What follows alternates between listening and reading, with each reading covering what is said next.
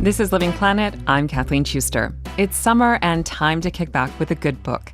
And to help you while away the hours, Living Planet is bringing you a 4-part series of our favorite books from this year so far. We spoke with authors whose books helped us look at big environmental topics in a new light, like the concept of wilderness, the shifting landscape of the ancient Himalayas, and even what rocks and dinosaurs can tell us about climate change. You can already find all 4 episodes in our podcast feed. Feel free to listen to them in any order you like, and be sure to share them with friends and family when you're done. Before we get started with this episode, a quick reminder that we want to hear from you. Let us know what you've been reading this summer, when it comes to nature and the environment, that is. You can leave us a voice note at dw.com/livingplanet. There's no need to download or sign up for anything, just hit record. That's dw.com/livingplanet. Thanks. We can't wait to hear from you. Now over to Living Planet's Charlie Shield. My staff pick for this summer reading series is The Savage Landscape: How We Made the Wilderness by award-winning Scottish author Cal Flyn. I chose this book because it grapples with some provocative questions that have long intrigued me. Questions that are also very relevant for the modern environmental movement. Like, what do we really mean when we talk about wilderness nowadays? And how much of this idea is built on an illusion? In this book, Cal takes us on a fascinating, absorbing journey through time and across the world to some of its most remote places. And along the way, she prods at our ever-evolving idea of wilderness, asking, what counts as wild? To whom? How have humans, at different points in history, answered this question? And why does this thing that's hard to define have such a powerful hold on us? Throughout this journey, she also challenges one of the wilderness conservation movement's most cherished ideals, that protecting wild places invariably means keeping people out. It's beautifully written, and it really makes you think. The first couple of pages of her book set the scene for this winding journey. So when we spoke recently, I asked her to begin by reading them to us. High in the Colorado Rockies, several days' ride from the nearest town, I came across a signpost in the woods. On this lonely track, far from anywhere, it stood, still and strange as some Narnian lamppost. Welcome, it declared, to the Holy Cross Wilderness. Beyond the sign came more of the same, endless stands of spruce shivering in the breeze, the rocky bones of the land showing through its skin. The dung of an unidentified mammal lay scattered at its base. Overhead, clouds scudded across the sky. One passed over the sun, momentarily casting us in a midday darkness. Behind us, a thunderstorm swept down the valley like a veil, moving fast. It would be on us soon. We halted, dismounted. The horses shifted their weight and swiveled their ears, uneasy. The base of the sign held an unmarked metal drawer. I opened it with some trepidation. Inside was a creased and weathered register, inviting us to sign in. It was a surreal experience, my first brush with the bureaucracy of wilderness. In the United States, what looks like wild land is overlaid with a patchwork of different access rights and ownerships. That a Holy Cross Wilderness existed on a map, I knew, but I had not anticipated such a status to be so boldly and unambiguously announced. To my eyes, the sign's presence served to negate the phenomenon it had been built to protect. In one glance, my sense of freedom and self-sufficiency, which had been building in me all through the previous days as we fled ever further from streetlights and tarred roads, slipped away. To have scaled and climbed and overcome obstacles only to meet with what was essentially a street sign called into question, in my mind at least, the entire pursuit. One might understand the function of such a sign. Past this point, no motors or engines of any kind, no chainsaws, no dirt bikes, and welcome it, while still grieving its existence. The very attempt to define wilderness, itemize it, delineate it on a map, seemed to make it slip from my grasp. I had stumbled upon the central paradox at the heart of the wilderness preservation movement, the problem of translating a subjective response to landscape into real terms. That's Cal Flyn reading a passage from her book, The Savage Landscape. And Cal, you go on to explore this central paradox at the heart of the wilderness preservation movement throughout the book.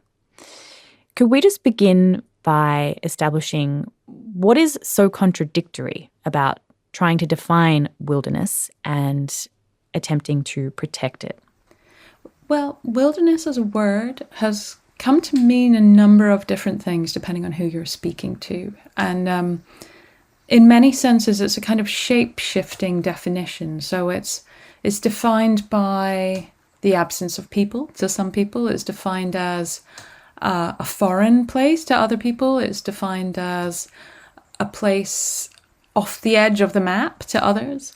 And so it partly depends on what mode of thinking that you're using, whether you're thinking of wilderness as some kind of spiritual or emotional subjective experience, or whether you are more of a geographer and you would like to pin it down to an exact place so that you might try to conserve or preserve it. Moving from this subjective response to landscape to something more solid, which is what has been so useful for policymakers and conservationists, has actually been something that's really controversial and has caused quite a lot of problems, especially when we look at the 20th century conservation movement, when we started fencing off wildernesses and trying to police this unpeopled nature of them. Because it turns out whenever you look for wildernesses around the world, you always seem to stumble across people. And that might be indigenous people who live there. It might be people who have some kind of business there. They're very, very, very rarely completely unpeopled. And that definition that sort of arose and is now beginning to disperse has caused a lot of problems in terms of human rights. And we're going to dig into some of those more problematic, controversial aspects a bit later in this conversation. There is a lot there. But first, I'm curious, did you grow up near a so-called wild place or very much the opposite? I grew up in the Highlands of Scotland, I'd say about a mile outside of a village.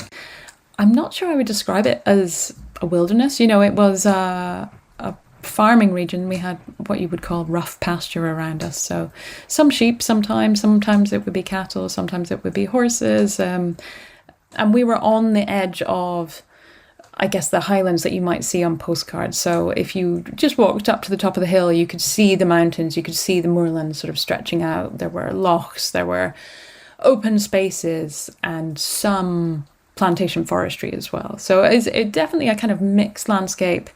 It's a really incredible space, and it's a sort of, to me, it's always like my dream space. This is what wildland looks like. But on a global scale, this is not anywhere near what you would describe a wilderness. I think because the size of it is not enormous, we tend to have small roads cutting through these areas. It's very rural, but it's not a wilderness. These are grazing lands. Yeah, that is interesting because it's not a particularly large country or a large space, but it does have this very kind of expansive quality to it. Absolutely. And a lot of that is due to sort of happy alignments of certain aesthetic qualities. So the mountains are not particularly high in Scotland, but we have a lot of them, and their various altitudes mean that you can often climb a relatively small hill and then see loads and loads of hills off into the distance. So you can see across essentially the whole country. And so it gives you that sense of expansiveness. It gives you that sense of freedom. Even in, if you keep walking, you'll probably bang into a 4x4 track quite quickly. That it is quite interlaced with use. But nevertheless, the aesthetics of it encourage this sense of freedom and mental space. And so it's become associated with wildness, with wilderness, even if geographers wouldn't agree that this is a wilderness of any kind. And so for this book, you journeyed to a whole bunch of different places in the world, the Amazon, Nepal, Antarctica, to explore different aspects of how we think about wilderness and how we set it apart from other places in the world. How did you choose these locations? How did you pick where to go to explore one particular thing? So the Savage Landscape, the book as a whole, has a big arc holding it together, which is that it is a kind of history of the idea of wilderness told through 10 journeys. And so I started to initially map out places that I knew I should include. If I'm writing about wilderness at a global level, I really need to talk about and go to the Amazon. I really need to talk about and go to the Antarctic, and I need to talk about and probably go to the open seas. And so I had these locations jumped out immediately. And then what other historical aspects do I need to address? And so I wanted to begin with the ancient roots of wilderness. And so that seemed to me to be a fairly clear step that I would go to Mount Sinai, because I grew up with these stories of exiles, epiphanies in the desert through the Bible, but these stories are common to all the Abrahamic religions, and that by sort of journeying to Mount Sinai and talking about those stories, it would also help me get a view across some other cultures, links to the idea of the wilderness trial or the wilderness quest. I could bring those all together in one chapter. Mount Sinai, by the way, is located in Egypt on the Sinai Peninsula in the country's east.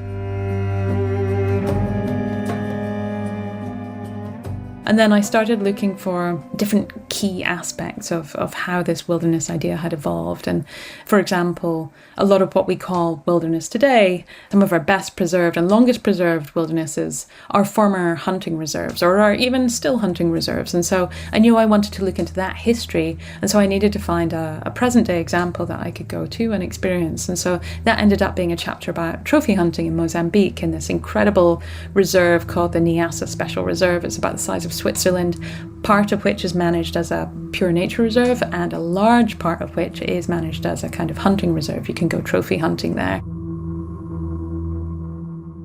I wanted to talk about sublime and romantic notions of landscape. And so for that, I was like, what's the sublime? I need to experience the sublime for myself. And so I'd go and I'd stand under waterfalls and think, is this a sublime? I don't know. If you look at Edmund Burke, for example, writing in the 18th century, he talks about the different categories of sublime experience. And one of them was like to stand under a huge waterfall. So I went and stood under a huge waterfall, and I was like, maybe I've seen too many waterfalls in my life. I don't feel this is sublime enough. And so it's like, keep pushing. And then that became, ultimately I sort of chased it right to the edge of Icelandic volcano and sort of blew through the sublime and into a kind of pure fear, because it's meant to be this complex emotion.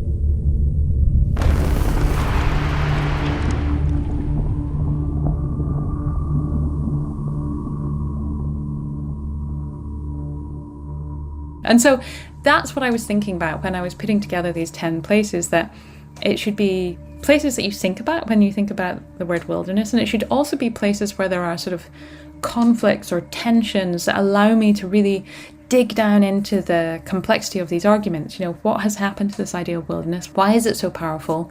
But also, why has it become problematic? Why is this something that is now very controversial? A lot of the time when I would approach people to talk to me for this book, I would say, I'm writing a book about the history of wilderness, and people would say, oh, I don't really like to use that word. And to begin with, that surprised me a little bit. It's not a huge discussion in the UK, but I was familiar with some of the fighting that's gone on about the Wilderness Act in the United States. And then I found that it was not only in the US and the Wilderness Act, but also it was a big issue among large environmental NGOs that have often actually banned use of this term wilderness because it's become so problematic, especially when they're dealing with Indigenous groups. And so for that, I knew that I would want to go and meet a group that had been really badly affected by this wilderness thinking. So for that, I went to the Virungas, which is the mountains. They're in Rwanda, they're in Uganda, and they're in the DRC. They're right on the sort of cusp of those three countries. And so I went into the Ugandan side to meet a group called the Batwa, who have been essentially evicted from their homeland and have been for more than 3 decades. So in that way, I slowly built up my list of places that I wanted to go. And the key thing for me was, how do I sort of physically embody this issue that I'm interested in real stories, real people, real landscapes, so I can bring them to life for a reader. It's a beautiful arc. It's a really rich, fascinating journey that you take us on. And I was really moved by this story of the Batwa people. I found it really heartbreaking reading about their eviction from their homelands in the forest. What was it like for you, meeting people from the Batwa who've been evicted and learning from them what their lives were like pre-eviction and now after that event? Well, it's quite a strange experience, quite confronting sometimes. So initially I was directed to a group who were living in simple but fairly solid accommodation right on the edge of a national park on the border between Uganda and Rwanda. Missionaries had built them these kind of shacks, I suppose you would call them. They were sort of bleached wood, but quite handsome looking. And then as I spoke to them, people who were activists from this small village came out and they explained that actually, although the village looked fairly nicely put together, in fact, it was in a really dangerous mudslide zone. And so that they had quite recently lost children because they have these repeated mudslides that essentially come from the side of the volcanoes and then they sweep through the village, and they'd lost houses to this. And so the reason that this region had been left kind of empty and therefore suitable for the building of their refugee huts was because it was a very dangerous place to live. So that was my initial encounter with the Batwa. They were very keen that I take a lot of notes, that I write about them, that I get their plight out there. And then I went to another refugee camp, which was very homemade and really unsuitable for human inhabitation, which was right on the end of the Bwindi National Park. And on the edge of Bwindi, and this is really well known for gorilla trekking, which is very expensive. It's an amazing experience and the gorillas are doing incredibly well. But all the way along the edges of this park are these refugee camps which have been thrown together from bits of tarpaulin and bits of clay that they've found and bits of mud, and it's really, really absolutely not suitable for human habitation. There's just no way out for them.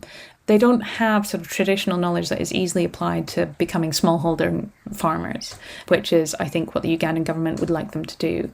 And they want to hang on to their culture, of course they do. They want to stay together as a people with their relatives, of course they do. But they have been trapped for a long time and they're completely penniless. So it's a very confronting situation there. And it is right next to some of the biggest tourist sites, certainly in South Uganda. And so these people have been evicted from the forest where they used to live for the stated purpose of protecting the forest and the biodiversity that live there, right? Yes, and in particular the mountain gorilla. So the national parks that I visited are quite clear examples of what we call fortress conservation. That is, they essentially built a wall around bits of forest, and then they have rangers who are armed. They're carrying AK-47s. They march up and down, and you really do not want to be caught inside the forest. The Batwa claim that they've been shot at. They really cannot afford to be going into their traditional spiritual places. They can't go to where they used to hunt. They can't go to where they used to gather because of this militarized force that is, quote unquote, protecting the jungle and the gorillas within.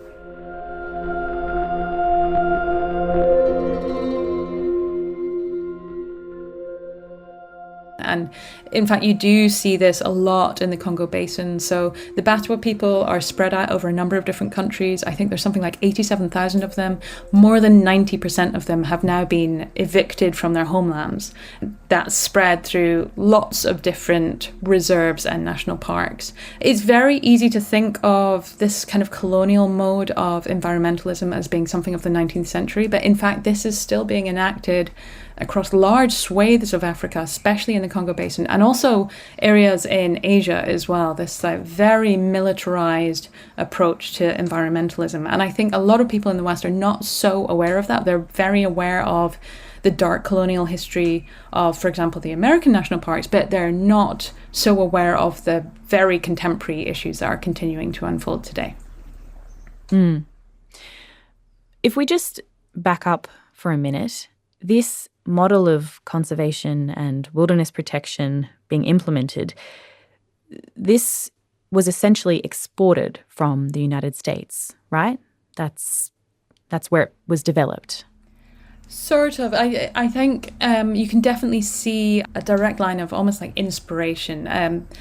People who've been very high up in international conservation are often from either Western Europe or from North America, and they are bringing the knowledge that they have from their own countries and the practices that they have from their own countries and essentially applying them in new contexts. So we can see quite a direct influence of the way that conservation was being practiced in North America, starting from the end of the 19th century and the beginning of the 20th century, and then it sort of bled over into other continents, because America has, of course, had such an outsized influence, especially in the environmental movement and the wilderness preservation movement specifically overseas. And so we see these American or more general Western modes of thinking sort of sewn into or threaded through this idea of fortress conservation, which has been the predominant mode of saving the environment, certainly in sub-Saharan Africa and in large parts of Asia as well. And in this model of conservation that came to dominate the wilderness preservation movement is a very sort of strong idea of humans as a contaminating force, right? It's got this quite anti-human bent. Where did that come from? Well, there's a fairly complicated link with, for example, Christian modes of thinking. It's funny because it flips back and forth. To begin with, the Garden of Eden is a safe place of humans, and then they are thrown into the wilderness, which is sort of outside of safety. It's outside of agriculture. It is somewhere to struggle. But then over time, it gets flipped, and wilderness starts being seen as a kind of pristine place. As populations grow and as the sort of anxieties around human impact grows, which is really from the Industrial Revolution onwards, we start seeing wilderness being reconsidered. It started to be seen as some kind of endangered category of land, that there's less and less of it, and therefore it becomes valuable even if it makes people feel unsafe. And so I think there are these like long cultural associations with wilderness that we see not only in Christianity. We often find these modes of thinking common to other cultures. It really varies on the culture, but we usually have some concept of wilderness that we can recognize. I find that point interesting because one other thing that struck me while reading was some of the conversations that you had with the Yanomami people in the Amazon rainforest in Brazil, where you wanted to try and communicate with them about their perception of wilderness, but it wasn't so clear if they had a word for this and perhaps not even a concept. I think it's very difficult, right? These questions of translation. So this has been a very specific question that sort of popped up often. For a while, people said that actually the idea of wilderness was a Western one, and therefore most Indigenous people don't have a concept of wilderness. I don't really subscribe to that. I just find wilderness notions popping up in all sorts of different forms all over the place. So I don't believe that to be true, but certainly there's been a project to try and figure out if you can translate the word wilderness into other languages and what that might tell us. With the Yanomami, I went to a region that's called the Yanomami Indigenous Reserve. I was attempting to get this answer. Do you understand wilderness? Do you have a word for wilderness? And there's a lot of back and forth. In this kind of trip, I'm relying on someone who speaks English and Portuguese. Portuguese is his first language, and we don't always totally understand each other. And then he is speaking to someone whose first language is Yanomami.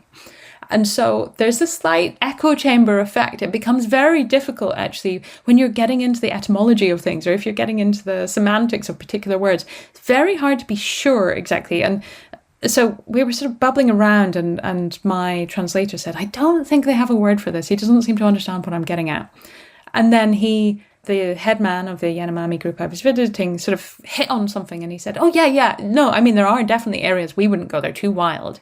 And then he described a region about 5 kilometers away, or maybe 10 kilometers away, it changes, where people live that they are uncontacted tribe. They are people who have decided to stay out of the contact of the outside world, including other indigenous groups. And he was like, these people, essentially what he was saying was like, these are tribal people, these are savage people, we cannot come into contact with them. And so the equivalent to him of a wilderness was almost like a wilderness within a wilderness to the outsider.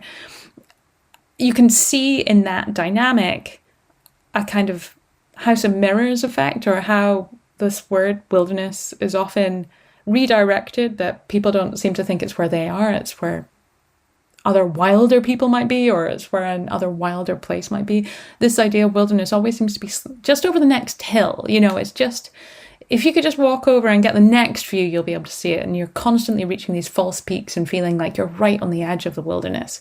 People are always pointing me somewhere else. Look for the wilderness over there. Right. For most people, the wilderness is out there. It's not here. It's not here. And maybe you might be getting closer, but you've never arrived. And throughout the book, you ask a few times, in a few different ways, must the interests of nature always conflict with humans? Where did you end up at the end of this enormous research and writing project? Did you end up any closer to an answer for yourself to that question? I think this is one of the greatest challenges currently facing the conservation movement in the world today. So we can see how contested these questions are by looking at the fuss that happened over the 30 by 30 initiative. So this was a recent international initiative. It was agreed between many, many countries that 30% of the planet's land and sea areas would be set aside essentially for nature as some kind of protected area. And that was agreed. It was seen to be a really huge breakthrough. And then there was a massive outcry from Indigenous groups saying, wait, who's 30%? I assume this is not going to be central London or Tokyo. So it's going to be ours, isn't it? It's going to be our land that you guys are setting away as protected areas. And so it's partly because we have a much larger population than before. But I do think that many of the places that have been described as wildernesses all through history have been populated. They just haven't been recognised as such. And so this is a huge thing that has to be dealt with. And it's complex. It really depends on the region, and it really depends on can we negotiate with local peoples how we can protect enough of the planet as a species that we can ensure our healthy future, not only for ourselves, but for other species and for the atmosphere of the entire planet. But can we do this in such a way that does not involve steamrolling the rights of people who are already minorities, who are already struggling to continue their traditional lifestyles on the planet? Often the way that they live is completely sewn up with the landscape that they live in. And actually the removal of these people would change the ecosystems. For example, the Batwa people in Nepal are yak herders. A lot of their interaction with the landscape shapes the landscape. That's not always obvious if you're arriving and trekking through the place. It feels like a wild place, but it's human impacted because they've been there grazing their animals and they've been practicing transhumance for hundreds and hundreds of years. And so it's not just me who's calling for a kind of change of attitudes. This is certainly being baked into the whole environmental movement that for the last at least a decade, people have been trying to figure out how do we work with traditional ecological knowledge? How do we work with communities more? How do we make this some kind of consensual movement so that we can both protect biodiversity, the environment as a whole, but also the cultures who live there? And often we find that these two things can be sewn together, that they are so tightly interlinked that by enabling the future of an Indigenous group, we also save the land that they live in. And so this has to be the model that we're moving forward with into the future. I think it is beginning to spread through certain parts of the environmental movement, but fortress conservation has been baked in as a model for so long that it's a quite painful transition, and it's going to take a very long time to figure out the best way of doing this.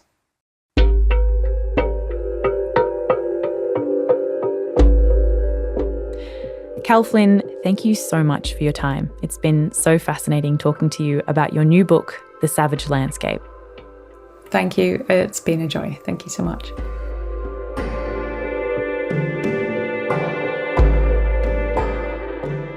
Cal Flyn is a journalist and author from Scotland. Her previous work of non-fiction, Islands of Abandonment, won several awards, including the Sunday Times Young Writer of the Year award.